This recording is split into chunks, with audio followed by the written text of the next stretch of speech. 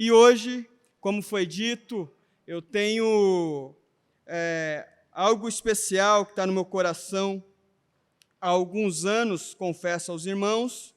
Sempre falo disso com a igreja, tanto em cultos como em conversas informais, daquilo que Deus tem direcionado a minha vida, o meu ministério, aquilo que Deus tem direcionado para que eu fale para a igreja.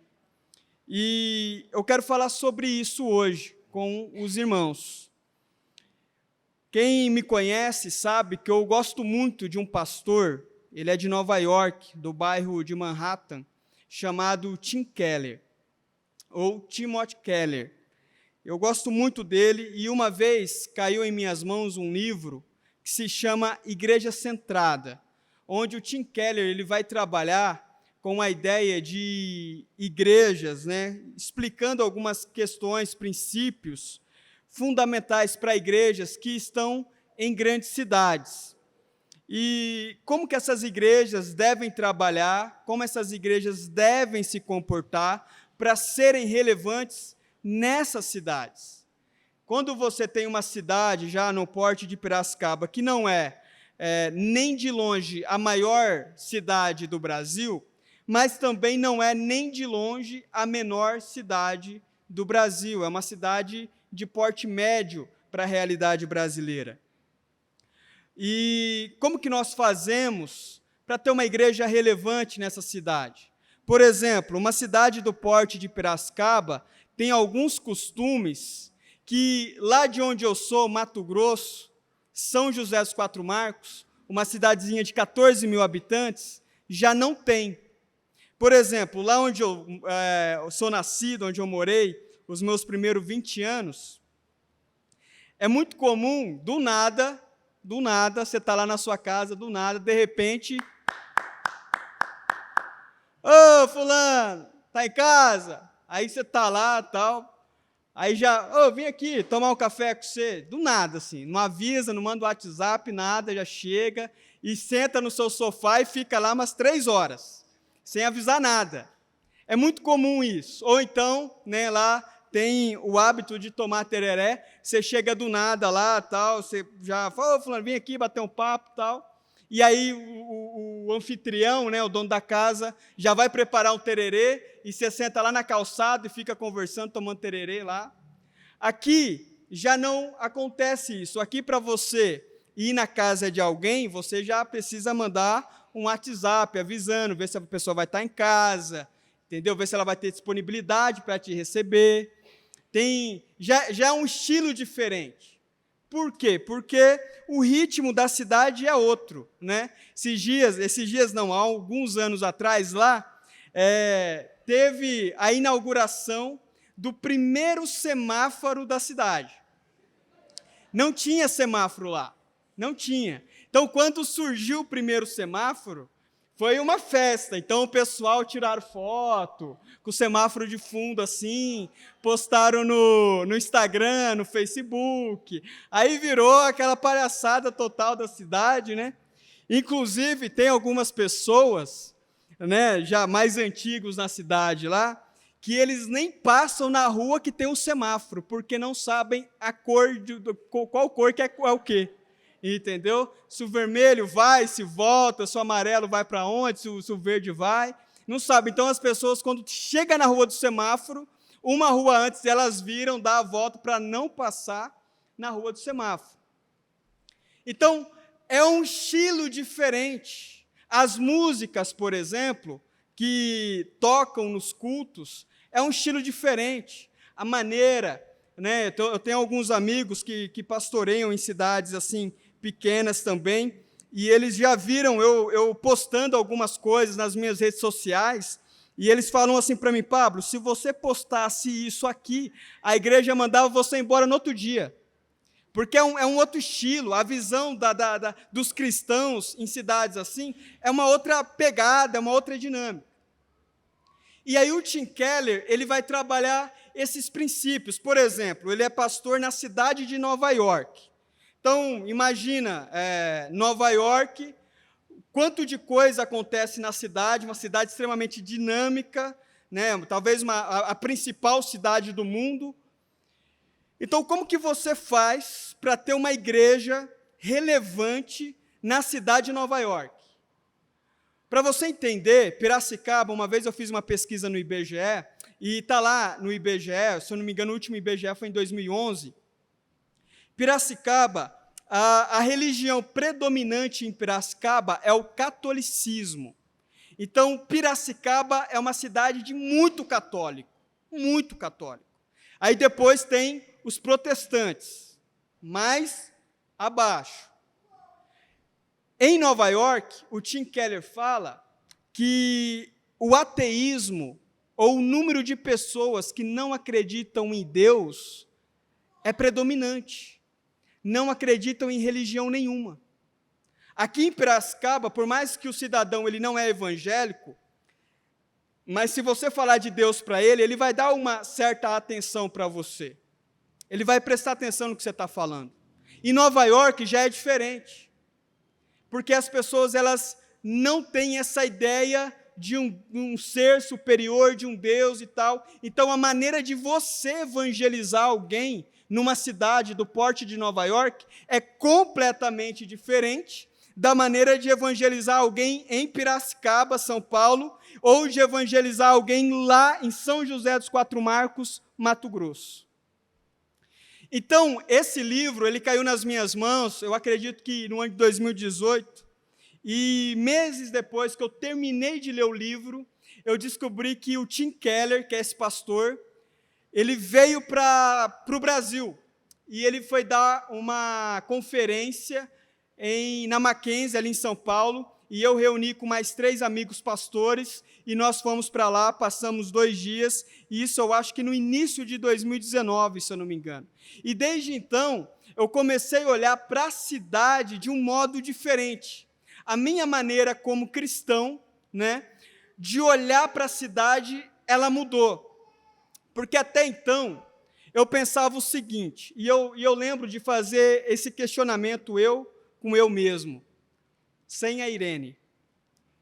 Os irmãos não pegaram a referência, né? Mas tá bom.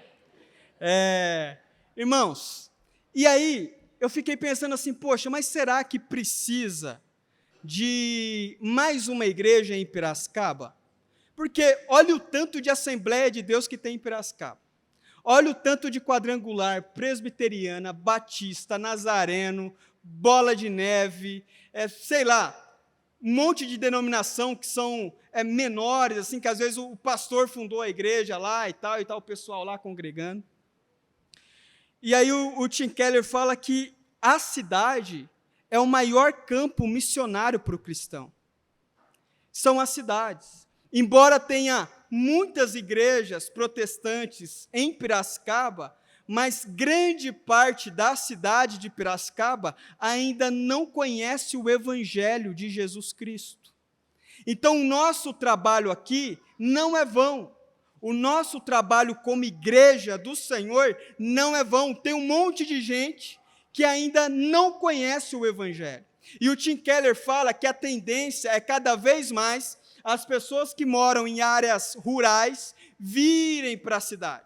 Tanto é que Piracicaba, vez ou outra, você conversa com alguém que chegou na cidade. Está chegando gente em Piracicaba o tempo todo. Você pensa essa cidade daqui 10, 20 anos. São Paulo, por exemplo, não para de chegar gente em São Paulo. Então, a cidade é o maior campo missionário para os cristãos. E nós precisamos, sim, como igreja, pensarmos em modos de sermos relevantes na cidade. Porque aqui tem um monte de gente que nesse exato momento está aí em algum apartamento, em alguma casa, ou no trabalho nesse momento de domingo, pensando em tirar a vida. Tem gente nesse momento que está afundado em alguma droga, em alguma bebida, sem prazer nenhum de viver. Tem gente nesse momento que está questionando a sua existência. Qual é o motivo de estar vivo, de estar aqui? E nós, como cristãos, precisamos nos lembrar dessas pessoas e nos lembrar que essas pessoas estão sofrendo e que a dor dessas pessoas são reais.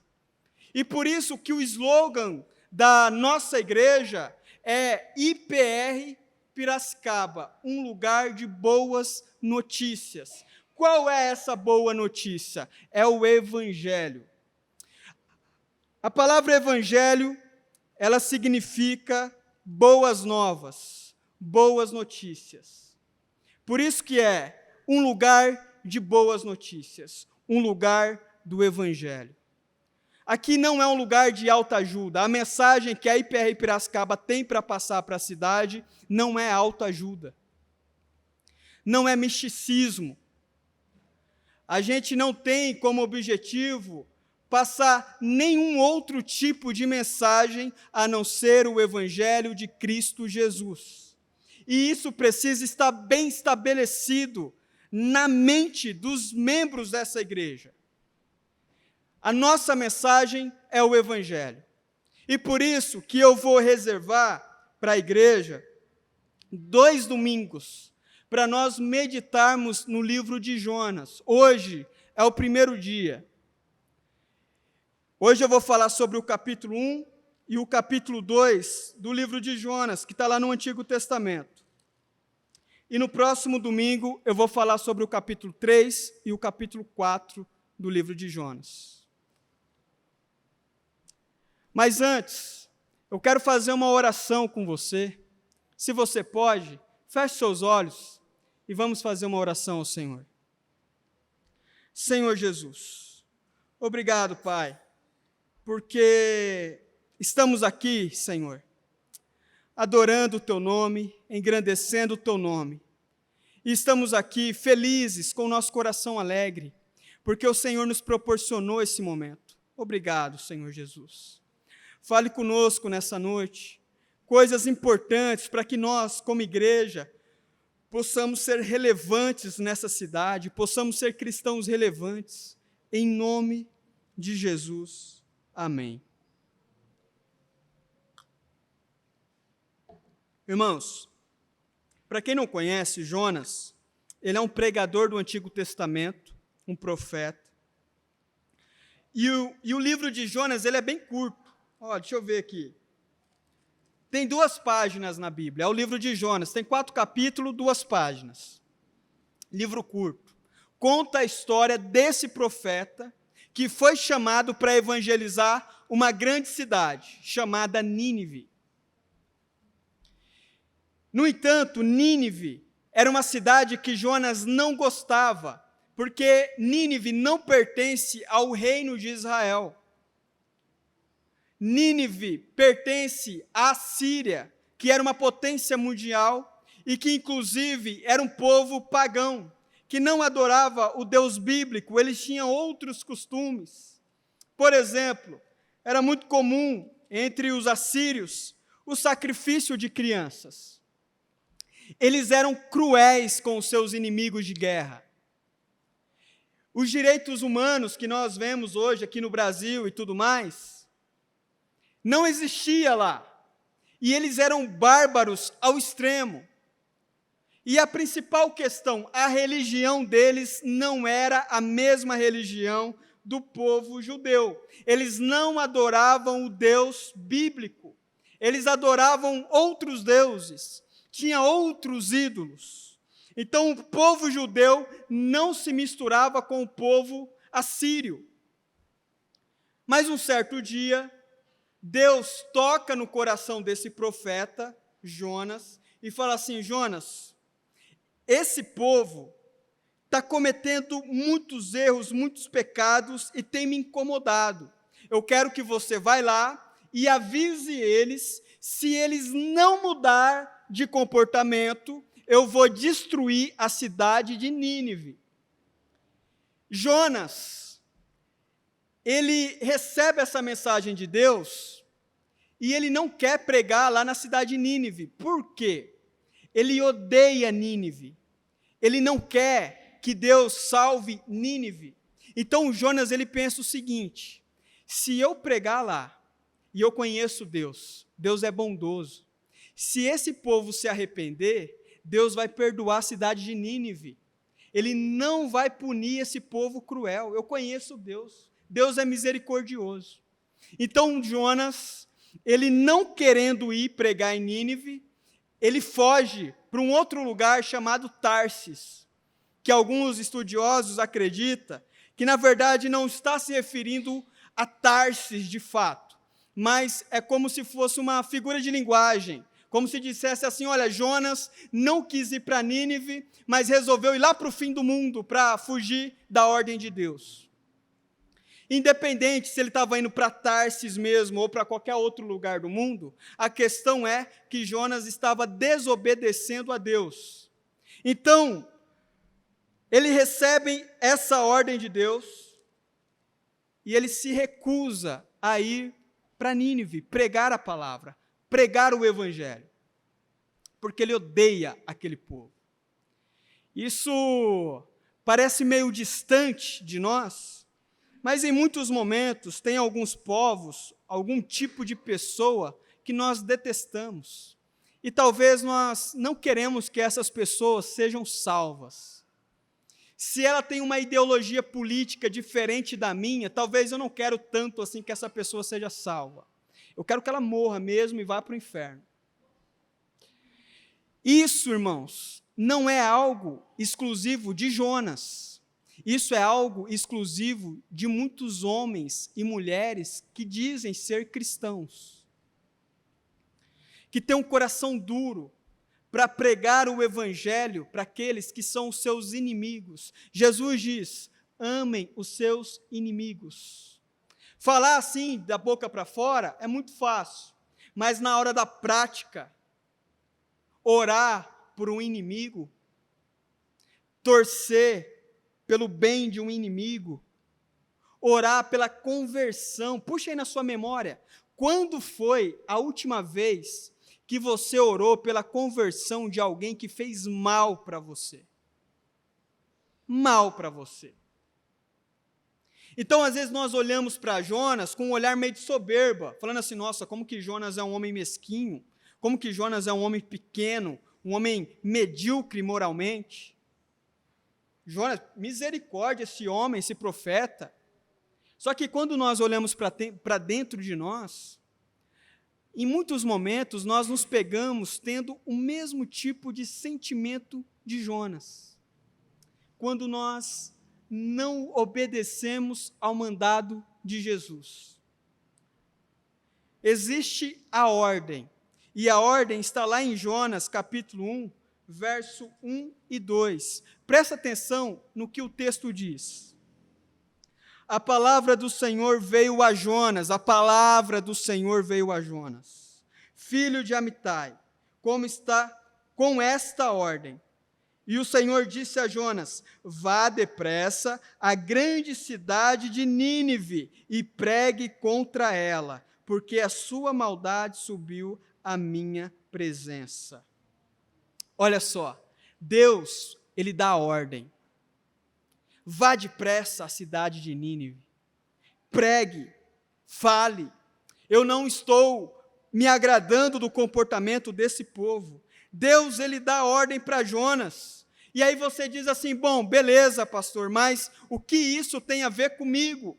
A questão, a mesma ordem que Deus está dando para Jonas, Jesus vai dar para nós no Novo Testamento. Olha o que está escrito lá em Marcos 16, verso 15, Jesus dizendo no Novo Testamento, vão pelo mundo todo e preguem o evangelho a todas as pessoas. É o mesmo Deus, é a mesma ordem, é o mesmo povo que serve ao Senhor, os cristãos. Vão pelo mundo todo e preguem o evangelho a todas as pessoas. Marcos 16, verso 15. E quantas vezes nós fechamos a boca, não falamos nada para ninguém. Muitos nem sabem que a gente é evangélico, muitos nem sabem que a gente é cristão. As mínimas oportunidades que temos para falar de Jesus, nós não falamos, preferimos ficar calados. Quando temos a oportunidade de orar por alguém, nós não oramos, viramos as costas e vamos embora. Temos a oportunidade de ajudar alguém com alimento, ou com uma roupa, ou com uma carona, seja a ajuda que for, nós nos furtamos a isso. Vão pelo mundo e preguem o evangelho. Olha o que Deus diz para Jonas: vá depressa à grande cidade de Nínive. É a mesma coisa, é a mesma ordem. Romanos 10, 14, o apóstolo Paulo diz o seguinte: e como crerão naquele de quem não ouviram falar? E como ouvirão se não houver quem pregue? Como que as pessoas de Piracicaba vai conhecer a Jesus? Pessoas que estão em depressão, pessoas que estão sofrendo abuso, pessoas que estão à beira da morte. Como essas pessoas ouvirão de Jesus se não há quem pregue? Como essas pessoas conhecerão as boas novas, as boas notícias, se a igreja ficar calada, quieta, acovardada? Como? Não há possibilidade. Deus, ele não chamou anjos para vir para a cidade e pregar a palavra. Ele chamou você para ser alguém que pregue a palavra. Essa é a ordem. Mas Jonas, ele foge. Isso é bem triste. Porque no verso 3, capítulo 1 e verso 3, diz assim: mas Jonas fugiu da presença do Senhor. Olha só que triste. Mas Jonas fugiu da presença do Senhor. Vão por todo mundo e pregam o evangelho, mas nós fazemos o quê? Nós fugimos da presença do Senhor. Isso deixa para os missionários, deixa para os pastores, deixa para fulano de tal. Isso não é dever meu. E nós fugimos.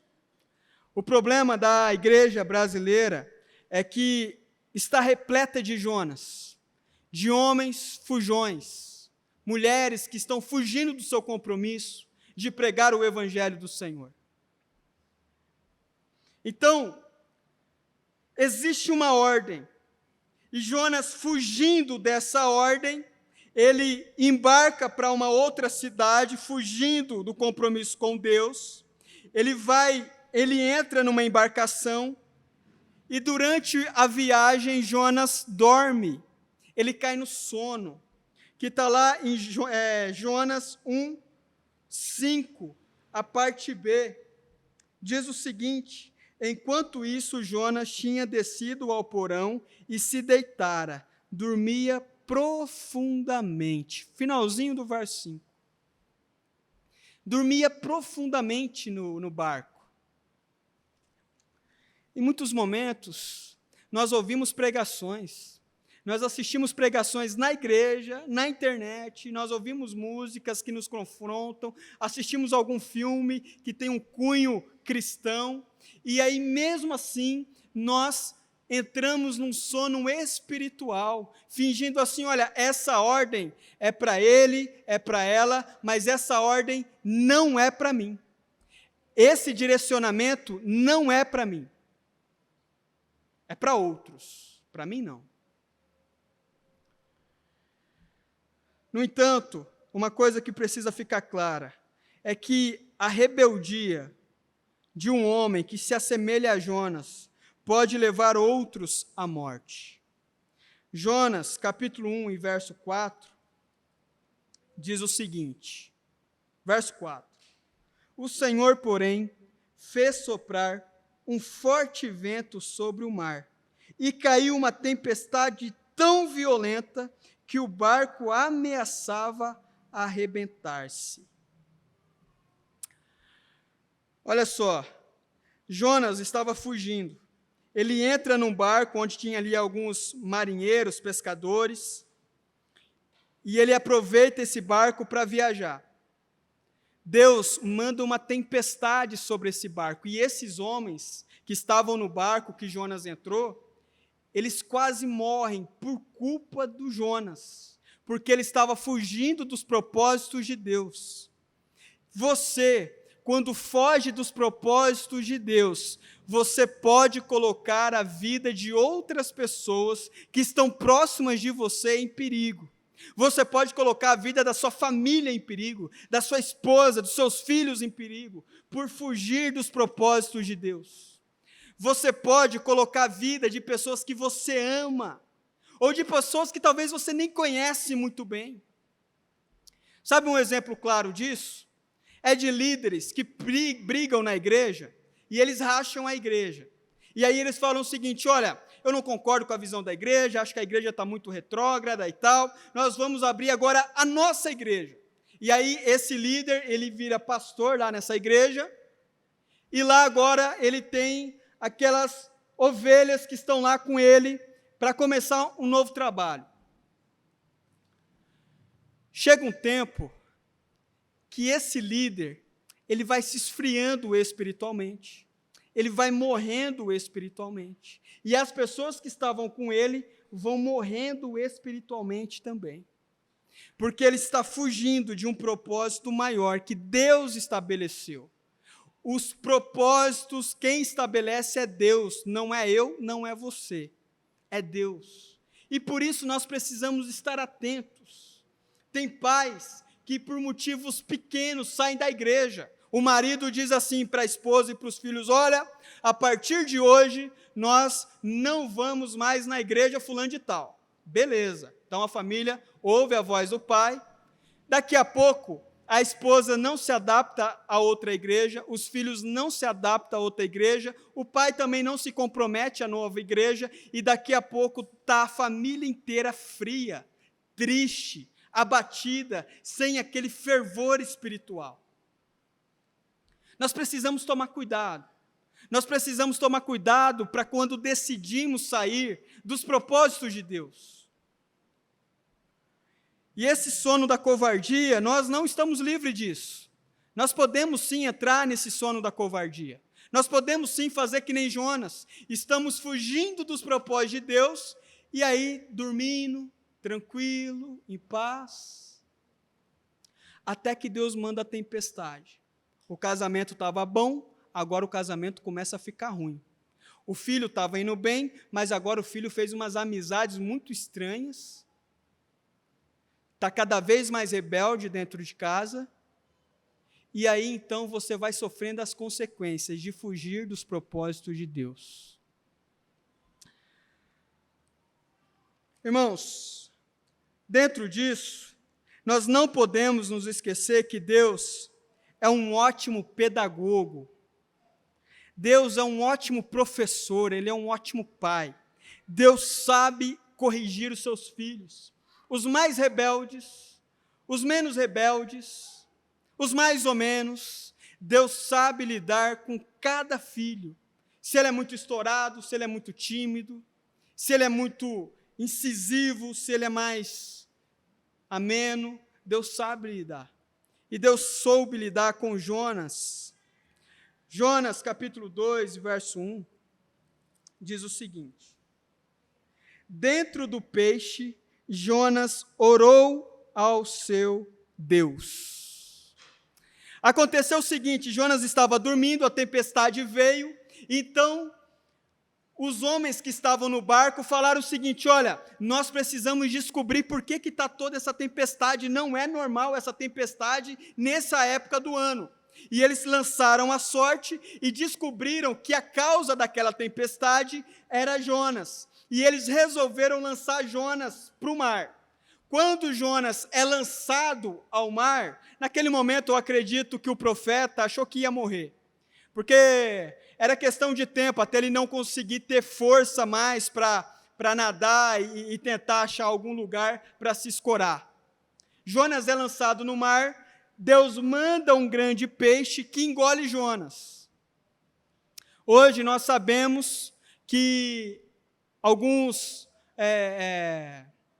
biólogos mostram que existe sim esses peixes que são capazes de engolir um ser humano.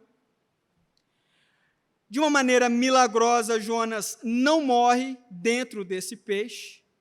E dentro desse peixe, Jonas, ele faz uma oração a Deus. de arrependimento. Jonas, ele precisa ir para o fundo do mar, ele precisa ir para o fundo do oceano, dentro de um peixe, para que ele possa se lembrar de Deus, para que ele possa reconhecer quem Deus é. E aqui, eu quero chamar a sua atenção para aquilo que Jonas fala, no capítulo 2 e verso 7. Se você for ler o livro de Jonas, o capítulo 2 inteirinho é uma oração que Jonas faz dentro da barriga do peixe. Mas tem o verso 7 que ele diz assim: quando a minha vida já se apagava, eu me lembrei de ti, Senhor. Ah, meus irmãos, Deus é um ótimo pedagogo. Deus é um professor excelente. Tem alguns pais que morrem de medo de dar uma chinelada no filho. Olha o que Deus faz com os seus filhos rebeldes. Olha o que Deus faz quando um filho está desobedecendo a Ele. Deus, Ele sabe educar os seus filhos. Deus sabe educar esses homens e essas mulheres que Ele chamou para fazer a diferença na cidade. E Ele vai fazer o que tiver que fazer para trazer o coração desses filhos para perto dEle de novo. Jonas estava sendo rebelde, Jonas estava demonstrando clara falta de amor por um outro povo, uma outra cidade. Jonas estava sendo insubmisso a Deus, querendo fazer as coisas do jeito dele, na hora dele, no tempo dele. Jonas, ele estava sendo extremamente desobediente ao Senhor. Mas Deus faz Jonas ir para o fundo do oceano, percebendo que iria morrer, sabendo que ali não iria ter muitas alternativas para ele. Então ele se lembra do Senhor. Quando ele já estava à beira da morte, ele diz assim: a minha vida já se apagava. Ou seja, eu já não estava conseguindo nem respirar direito, não estava conseguindo nem ficar acordado direito mais. E só aí, muitos homens e mulheres de Deus que têm um coração duro, lembra do Senhor. É só quando o negócio aperta de verdade, que nós vamos nos lembrar da missão que Deus deu ao seu povo. Ide por todo mundo e pregar o evangelho a toda criatura. E nós nos furtamos disso, nós nos esquecemos disso. Só quando estamos com o nosso coração centrado em Deus, somos capazes de cumprir o nosso propósito. Deus, Ele faz essas coisas e às vezes nós passamos por essas situações para que o nosso coração, que estava aí viajando na maionese, o nosso coração possa voltar para Deus. E Deus fala assim: olha, eu não quero você lá, eu não quero você lá, eu quero você aqui. É aqui que eu quero você. É aqui que você vai ser abençoado. É aqui que eu quero trabalhar na sua vida e é aqui que eu quero usar você para ser relevante. É aqui. Por que você está se iludindo, querendo ir para outros lugares? É aqui que eu quero você. Então, irmãos, nós precisamos, infelizmente, passar por esses processos para que a gente possa ser mais humildes. Enquanto o seu coração, e presta atenção nisso, enquanto o seu coração não estiver centrado em Deus, você vai gastar energia com projetos que não são para você. Enquanto o seu coração não estiver centrado em Deus, você vai gastar energia com projetos que não é para você. E tem muita gente que foi chamado por Deus para fazer a diferença e está gastando as suas energias com outros projetos. Olha, não dá mais para ir na igreja porque agora eu entrei na faculdade e a faculdade agora está tomando o meu tempo de um jeito que você não faz ideia. Não, porque agora eu comprei uma casa e agora, olha, essa casa aqui está tomando um tempo meu, está tomando um dinheiro meu, enquanto eu não terminar isso aqui. Não, porque eu decidi que eu vou fazer uma viagem para a Europa agora. Então eu preciso organizar toda a documentação, juntar o dinheiro e tal. Enquanto eu não resolver isso, olha, não tenho tempo. Ah, meus irmãos, enquanto o seu coração não estiver centrado em Deus, você vai gastar energias com projetos que não são para você. Você vai tentar de todo jeito ir para Tarsis, mas Deus vai dizer, você não vai não. Eu quero você em Nínive. Você vai fazer de tudo. Você vai articular. Você vai mexer seus pauzinhos. E Deus vai dizer, não adianta. Eu não quero você lá. Eu quero você em Nínive. Eu vou contar um testemunho meu para os irmãos. Eu, muito cedo, tive convicção absoluta que eu queria ser pastor. Com 15, 16 anos, eu gostava já dessa ideia, meu coração se enchia disso, conversava com algumas pessoas sobre isso. Eu queria ser pastor. Eu tinha no meu coração a certeza de que Deus tinha me chamado, já aos 15, 16 anos, para ser pastor. Eu nunca tive sonho de fazer nenhuma outra coisa, a não ser o ministério pastoral. Então, desde cedo, de adolescente, eu ajudava muito na igreja, me envolvia muito na igreja, ia direto para a igreja, tudo que o pastor ia fazer, eu estava lá junto com o pastor, fazendo, tal, não sei o quê, estava lá na igreja, eu amava aquilo. Se você conversar com a minha mãe, ela vai falar para você, várias vezes ela ficava brava comigo. Mas esse menino só pensa na igreja, meu Deus do céu. O que tem lá nessa igreja que não sai de lá? Ficava brava comigo. E era uma convicção que eu já tinha. Então, com 15, 16 anos, eu gostava de ler a Bíblia, eu gostava de ler alguns livros ali e tal. Eu tinha esse prazer de conhecer as Escrituras. E aí eu fui para o seminário com 20 anos. Quando eu cheguei no seminário, aí eu comecei a conhecer muitos pastores, e a entrar nesse universo mesmo da igreja, dos pastores e tal. E aí eu ouvia muita história triste de pastor. E aí a coisa que eu mais ouvi é o seguinte, olha, Pablo, você precisa ter uma outra profissão. Esse negócio de você ficar dependendo só do ministério, isso aí não é bom. Você precisa ter uma outra profissão. Então eu saí lá de Quatro Marcos, que é essa cidade, né, de um semáforo só, e fui lá para Cianorte, no Paraná, estudar teologia. E fiquei lá 4 anos, que era o curso de bacharel em teologia. Quando eu cheguei lá, no primeiro ano, nos primeiros meses, eu comecei a ouvir muito isso. E eu lembro que surgiu no seminário uma conversa que ia ter um curso de elétrica numa instituição perto do seminário, de eletricista. Aí eu pensei o seguinte, olha só a ideia, né? Maravilhosa.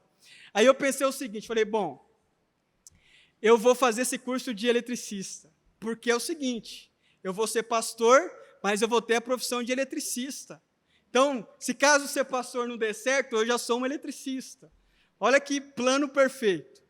E aí fui no curso de eletricista, irmãos. Que coisa horrorosa, chata, misericórdia. Nada contra os irmãos aí de elétrica, né?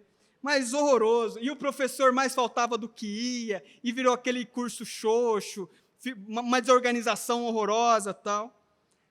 Não deu certo de fazer o curso de eletricista. E eu lembro de fazer pesquisas no YouTube para ver quanto que um eletricista ganhava, tal, não sei o quê, para eu já me organizar financeiramente. Ok. Não deu certo elétrica. Aí, no segundo ano do curso, eu tive uma outra brilhante ideia. Eu vou fazer engenharia civil. Beleza. Fui lá, tal, fiz o vestibular, passei, não sei o quê, aquela coisa toda, fiz a minha inscrição. Aí, né, meu forte não é matemática, mas mesmo assim, fui estudar matemática alguns meses antes, para já entrar no curso meio que sabendo. Aí entrei no curso e consegui acompanhar certinho, tal, já estava por dentro da matemática, tal. Beleza. Daqui a pouco eu estava lá, estudando um dia no seminário, era um sábado de manhã, eu estava lendo um livro do Martin Lloyd Jones, chamado Pregação e Pregadores. Estava um frio danado em Cianorte.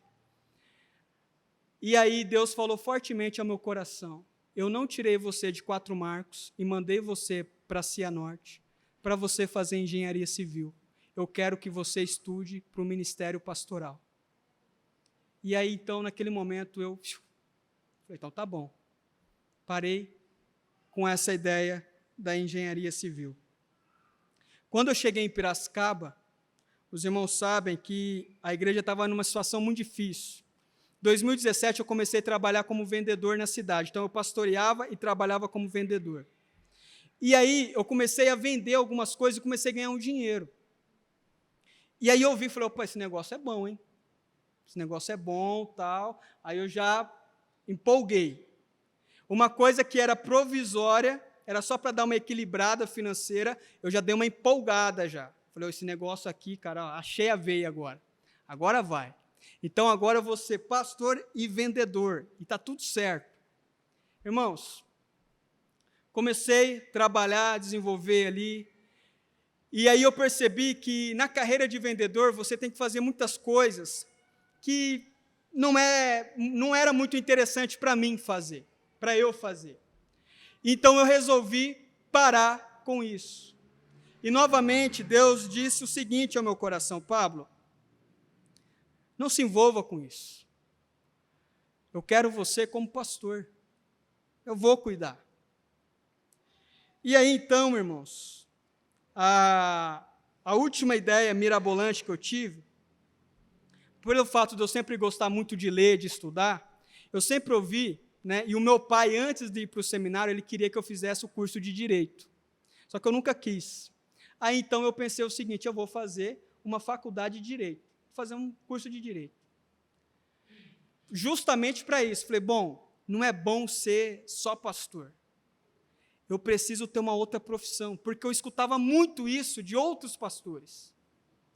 E aí, então, eu resolvi entrar na faculdade de Direito. E aí me senti super em casa, porque, de fato, eu gosto de leitura e tal, estava indo bem, gostando, me identifiquei bastante. Só que num determinado dia, preparando uma mensagem para pregar num domingo, lá no outro salão ainda, no outro bairro, Deus falou fortemente ao meu coração, falou assim, Pablo, eu não chamei você para ser advogado, eu chamei você para ser pastor. E eu vou cuidar de você.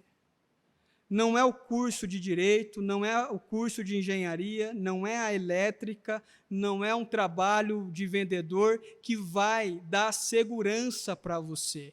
Quem dá segurança para você sou eu. Quem dá o que você precisa sou eu.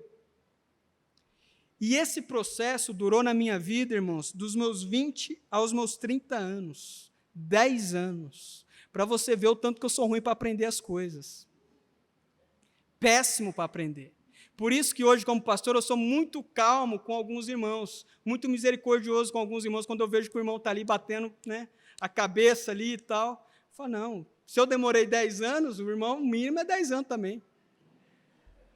Então, isso é para a gente ver o quanto que o nosso coração ele tem a tendência de não querer depender de Deus. Eu quero depender de mim mesmo. Eu quero ter a minha segurança financeira. Eu quero ter a minha carreira. Olha, porque agora eu fui promovido no meu trabalho. Aí o marido já fala para a esposa, eu fui promovido no trabalho, eu vou ganhar mais. E agora, esses próximos 2 anos, eu preciso focar 100% no trabalho. Eu já vou lá falar para o pastor, estou entregando esse ministério aqui, não quero. Também, não vai dar para eu ir no culto toda semana, porque agora eu estou focado no trabalho. É o nosso desejo de não depender de Deus. É o nosso desejo de dizer, assim como a serpente disse para a mulher, lá em Gênesis, se você comer desse fruto, você vai ter a sua independência, você vai ser tão conhecedora do bem e do mal quanto Deus é. É a rebelião do coração do homem, pecador contra Deus. É o homem querendo dizer assim para Deus, Deus, eu não preciso que o Senhor cuide de mim, pode deixar que eu cuido. Só que quando nós vamos nos rebelando, irmãos, nós vamos vendo os fracassos acontecendo na nossa vida. E aí nós não entendemos por que estamos fracassando. E é Deus dizendo, eu não quero que você vá para Tarsis, eu quero que você vá para Nínive.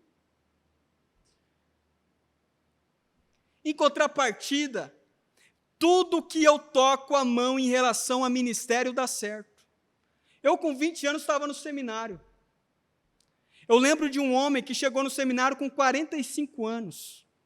E ele falava para mim assim, olha rapaz, eu lutei para estar aqui nesse seminário. Nossa, mas foi uma luta para estar no seminário.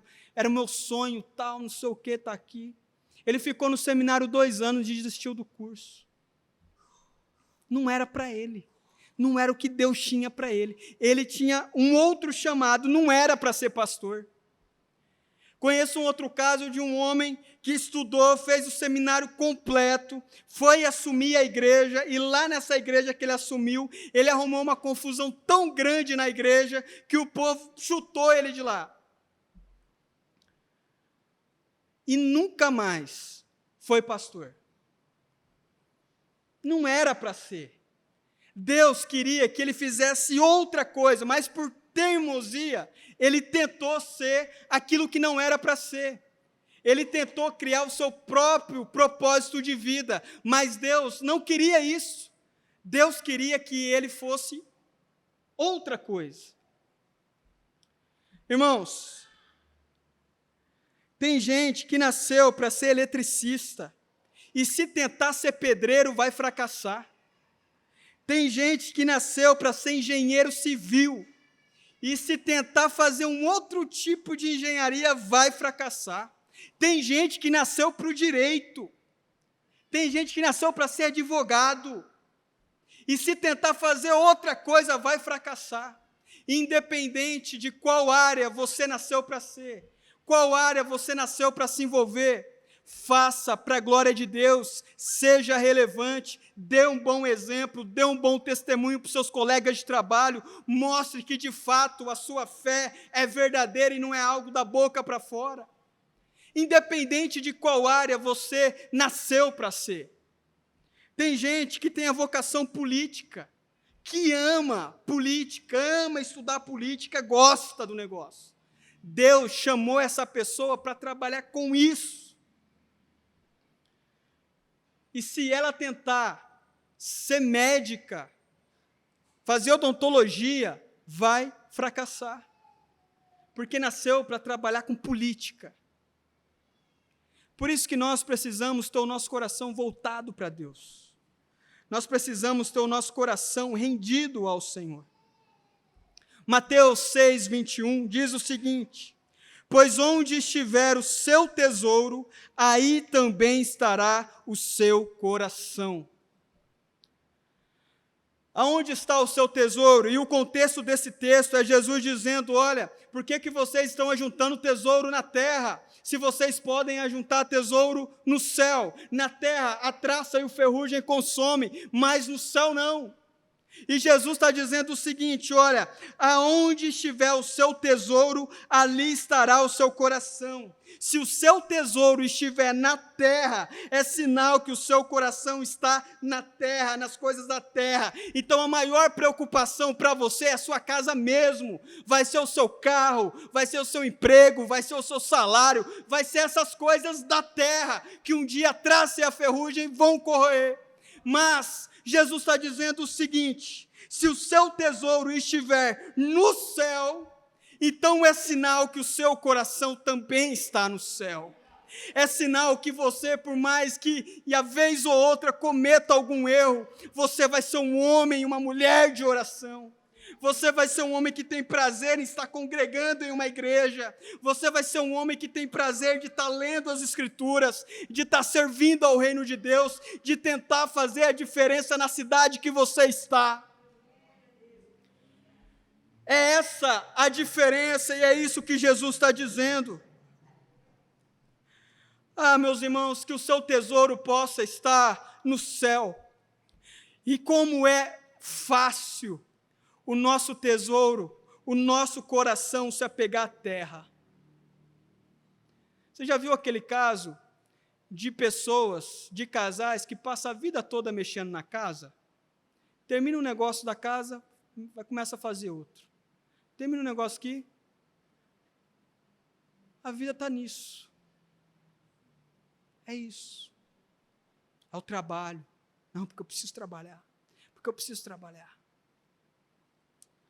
Mateus 6, 24, Jesus diz: ninguém pode servir a dois senhores. Ninguém pode servir a dois senhores. Pois odiará a um e amará o outro, ou se dedicará a um e desprezará o outro.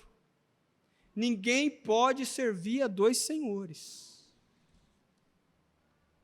Se eu estou muito focado na minha faculdade, a minha faculdade é tudo para mim, porque a minha faculdade vai me dar independência financeira, porque a minha faculdade vai fazer isso, porque o meu curso vai fazer aquilo, porque a minha carreira vai ser assim, o meu coração não está em Deus. Porque é impossível adorar a dois senhores. Ou é a faculdade, ou é Deus. Se está no trabalho, não está em Deus. Se está no relacionamento, não está em Deus. Como é comum você ver, às vezes, rapaz comprometido, menino de Deus, tal, arruma uma namorada, some da igreja. A menina séria, comprometida, arruma um namorado, muitas vezes não é cristão, e some da igreja. Some. Acabou o rapaz, acabou a menina, sumiu. Por que isso acontece? Porque é impossível adorar a dois senhores. Se o namorado é um senhor na vida dessa moça, ela está longe de Deus.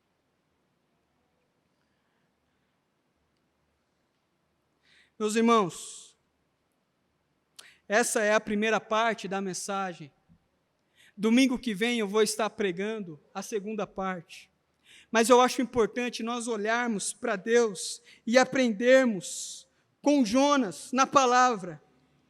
Antes de Jonas levar uma mensagem de salvação, ele primeiro precisou ser salvo. Antes de você levar a mensagem do Evangelho, levar a boa notícia, você primeiro precisa tomar posse dessa boa notícia. E não pode ser da boca para fora, tem que ser de todo o coração. Então, essa noite é uma noite de reflexão para saber, olha, aonde está o meu coração? Porque se o meu coração estiver apegado às coisas dessa terra, eu não vou ter interesse nenhum em pregar o Evangelho para outras pessoas. Eu não vou ter interesse nenhum em fazer parte de uma igreja relevante. Eu não vou ter interesse nenhum de servir a Deus, porque o meu coração está nessa terra.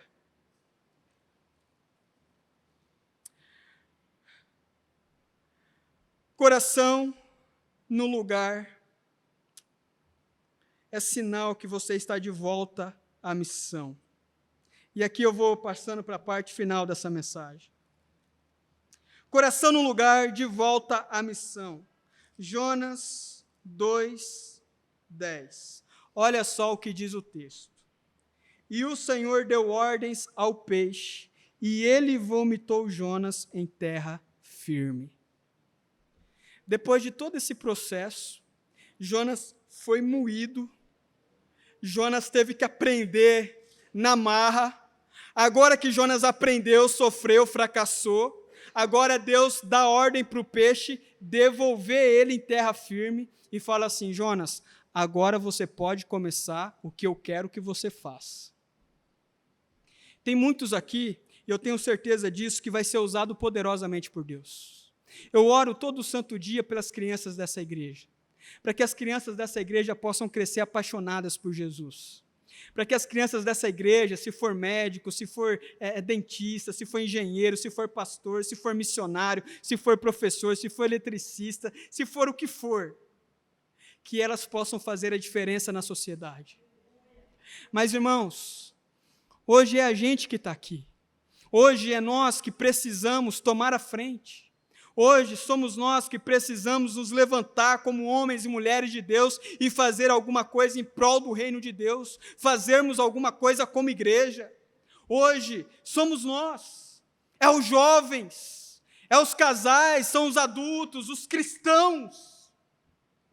Nós precisamos nos levantar, seja usando a rede social, seja uma conversa particular, seja por meio de um livro, seja por meio de um podcast, seja por meio qual for que Deus der uma estratégia para você, meu irmão, você precisa levar a palavra do Evangelho.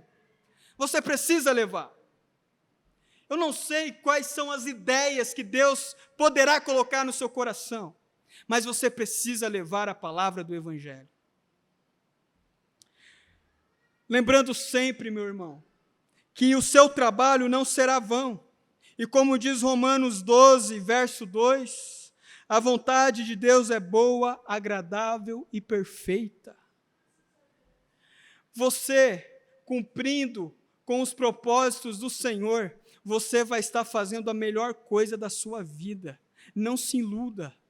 Não queira fazer aquilo que Deus não chamou você para fazer.